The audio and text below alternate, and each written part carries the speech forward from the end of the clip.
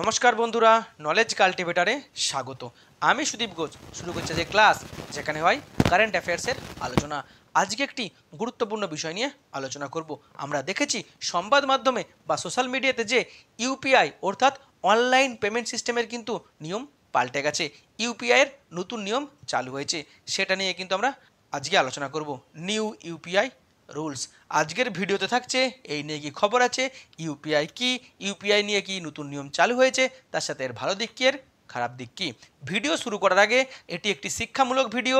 এই ভিডিওর কোনো অংশে হিংসা ও রাজনৈতিক এবং সাম্প্রদায়িক বিদ্বেষ অন্তর্ভুক্ত নেই। তবু ভিডিওর কোনো অংশ বিতর্কিত মনে হলে সেটি অনিচ্ছাকৃত, তার জন্য ক্ষমা প্রার্থী। এখন আজকের মূল বিষয়। সংবাদ মাধ্যমে বা সোশ্যাল মিডিয়াতে আমরা দেখতে পেয়েছি যে ইউপিআই পেমেন্টের অর্থাৎ অনলাইন পেমেন্টের কিন্তু একগুচ্ছ নতুন নিয়ম আসতে চলেছে এবং সেই নিয়ম কিন্তু চালু হয়ে গেছে। অর্থাৎ অনলাইন পেমেন্টের যে নিয়মগুলি, সেই নিয়মগুলি কিন্তু আমূল পরিবর্তন ঘটেছে। এখন এই ইউপিআই সিস্টেমটা দেখে নেব।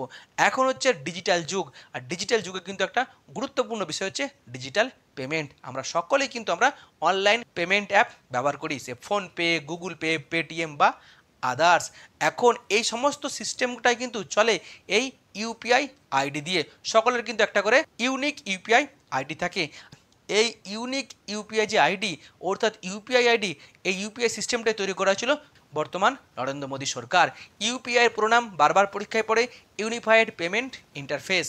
আর এই ইউপিআই কিন্তু কাজ করে national payment corporation of India, যেটা প্রতিষ্ঠা করেছিলেন মনমোহন সিংয়ের সরকার 2009 সালে। পরবর্তী ক্ষেত্রে কেন্দ্র সরকার আবার একটা এই ইউপিআইকে নির্ভর করে তাদের নিজস্ব একটা পেমেন্ট অ্যাপ নিয়ে আসে, ভীম ইউপিআই।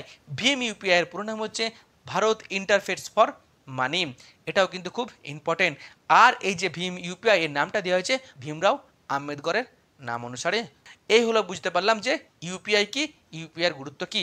ইউপিআই আইডি ছাড়া কিন্তু আমরা অনলাইনে পেমেন্ট করতে পারবো না। এখন এই ইউপিআইকে নিয়ে নতুন কি রুলস এসছে তা দেখে নেব। প্রথম কথা, ভারত সরকার অর্থাৎ আরবিআই বা আরবিআইয়ের আন্ডারে যে সমস্ত সংস্থাগুলি আছে যারা এই ইউপিআইকে বা অনলাইন পেমেন্টকে মনিটরিং করে, মেনলি এনপিসিআই, তারা কিন্তু এই নিয়ম জারি করেছে। 2025-এর 1 আগস্ট থেকে কিন্তু এই নিয়ম জারি হয়ে গেছে। নতুন নিয়ম কিন্তু শুরু হয়ে গেছে। কি বলা আছে? প্রথম, যে ব্যালেন্স চেকের উপরে রেস্ট্রিকশন করা হয়েছে। আমরা আমাদের ইউপিআই অ্যাপ থেকে আমরা দিনে যতবার খুশি কিন্তু ব্যালেন্স চেক করি যে কত টাকা ব্যালেন্স আছে। অনেক সময় আমাদের অ্যাকাউন্টে ব্যালেন্স থাকে না, 50 টাকা 60 টাকা পড়ে আছে, তবু আমরা লাজ লজ্জার মাথা খেয়েও কিন্তু বারবার ব্যালেন্স চেক করি আমাদের কাজ না থাকলে। এখন থেকে কিন্তু আর করা যাবে না। একদিনে সর্বোচ্চ 50 বার এই ব্যালেন্স চেক করা যাবে। এবং তারপরে যদি কেউ আনওয়ান্টেড ব্যালেন্স চেক করে অর্থাৎ 51-52 বার, তাহলে কিন্তু তাকে প্রত্যেকবারের জন্য পেনাল্টি ফিস দিতে হবে বা পেনাল্টি চার্জ দিতে হবে। এক্সট্রা টাকা তার অ্যাকাউন্ট থেকে কাটা হবে। নেক্সট, বারবার ব্যালেন্স চেক করার কোনো প্রয়োজন নেই। এখন থেকে প্রতিবার যখন আমরা পেমেন্ট করব, পেমেন্টের পরে কিন্তু অটোমেটিক এই ব্যালেন্সটা জানিয়ে দেওয়া হবে। হলে এসএমএস এর মাধ্যমে জানিয়ে দেওয়া হবে কিংবা ওই অ্যাপের মাধ্যমেই জানিয়ে দেওয়া হবে, যেহেতু ব্যালেন্স চেকের উপর একটা রেস্ট্রিকশান দেওয়া হয়েছে। নেক্সট, আমাদের অ্যাকাউন্ট থেকে এই ইউপিআইয়ের মাধ্যমে যে সমস্ত অনলাইন অটোমেটেড পেমেন্টগুলো হয়, অর্থাৎ নিজে নিজেই সেই সংস্থা আমাদের অ্যাকাউন্ট থেকে কেটে নেয়। যেমন কোনো লোনের ইএমআই থাকলে বা আমরা এই যে ওটিটি সাবস্ক্রিপশান যেটাকে আমরা রিনিউ করি, এগুলো কিন্তু অটোমেটিক পেমেন্ট হয়ে যায়, অ্যাকাউন্ট থেকে কেটে নেয় ইউপিআইয়ের আন্ডারে। কিন্তু এই যে অটোমেটিক পেমেন্ট, এটা কিন্তু আর সারাদিন করা যাবে না, পিক আওয়ারে করা যাবে না। এটা করতে হবে সকাল 10টার আগে এবং রাত 9:30টার পরে। সারাদিনের যে পিক আওয়ার, যেখানে প্রচুর ট্রানজাকশন হয়, সেই সময় কিন্তু করা যাবে না। পরবর্তী কি নতুন সিস্টেম আনা হয়েছে, আমাদের যে ইউপিআই অ্যাপটা আছে, ইউপিআই অ্যাপে ওই একটা ইউপিআই কতগুলো আমাদের অ্যাকাউন্ট যোগ করা আছে, কতগুলো আমাদের ব্যাঙ্ক অ্যাকাউন্ট যোগ করা আছে, সেগুলো কিন্তু আমরা সেই সম্পর্কিত তথ্য কিন্তু আমরা সারাদিনে যতবার খুশি দেখতে পারবো না। সারাদিনে সর্বোচ্চ 25 বার দেখতে পারবো।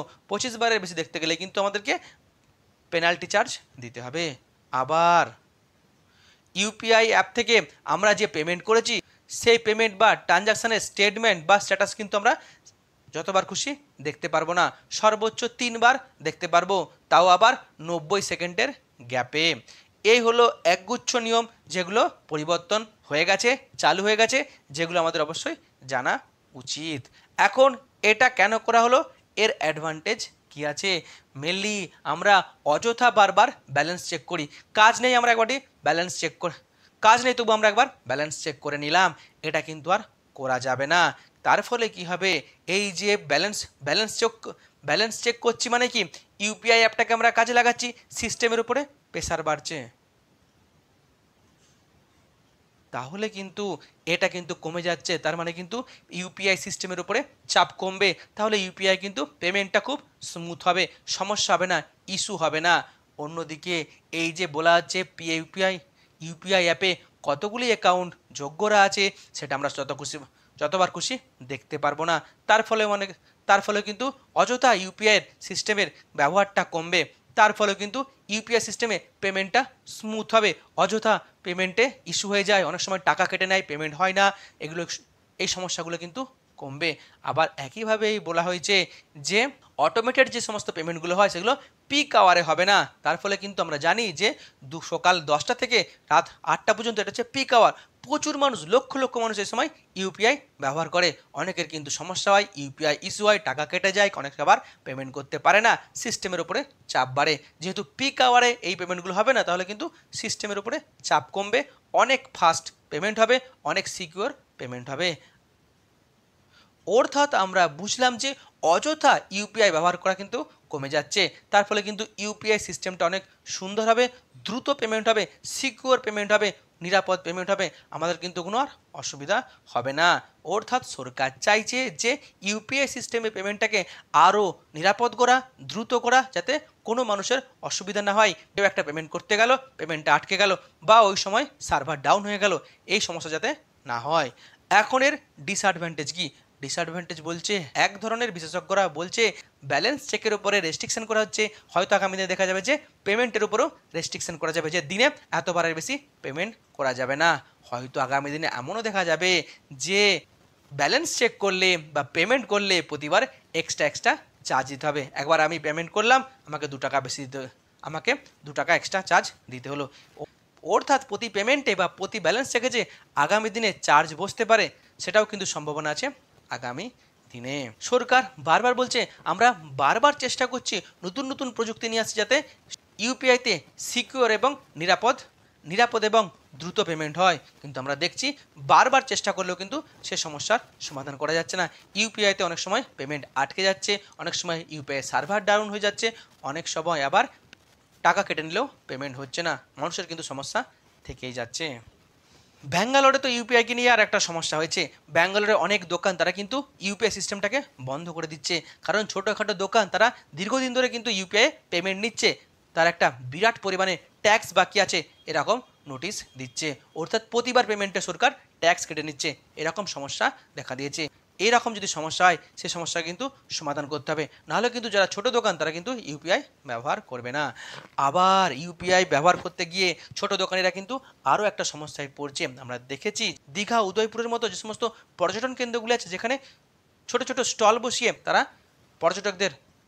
পর্যটকদের মাছ দেয়, মাংস দেয়, রান্না করে দেয়, সেখানে তারা সমস্যায় পড়ছে, কারণ অনেক বেআইনি টাকা, সেই টাকা নিয়ে অনেক মানুষ কিন্তু পর্যটন স্থানে যাচ্ছে, সেখানে কিন্তু তারা পেমেন্ট করছে, মদ খাচ্ছে, মাংস খাচ্ছে, গরিব মানুষের দোকান, তাদের কোনো অসুবিধা নেই, তারাও পেমেন্ট নিচ্ছে ইউপিআই, কিন্তু ওই যে তারা বেআইনি টাকা নিয়ে গেছে, ওই বেআইনি টাকা তারা কিন্তু ওইখানে ব্যবহার করছে, আর পুলিশ যখন তাদের বিরুদ্ধে তদন্ত করছে, তখন কিন্তু তাদেরকে এই পেমেন্ট দেখে দেখে তারা কিন্তু ওই ছোট দোকানটার কাছে চলে যাচ্ছে, আর ছোট দোকানে কিন্তু এই পেমেন্ট নিয়ে তারা কিন্তু সমস্যায় পড়ছে, তারা কিন্তু কেস লড়তে হচ্ছে, আদালতে যেতে হচ্ছে, এটা যাতে বন্ধ করা যায় তারা কিন্তু অবশ্যই সরকারের দেখা উচিত।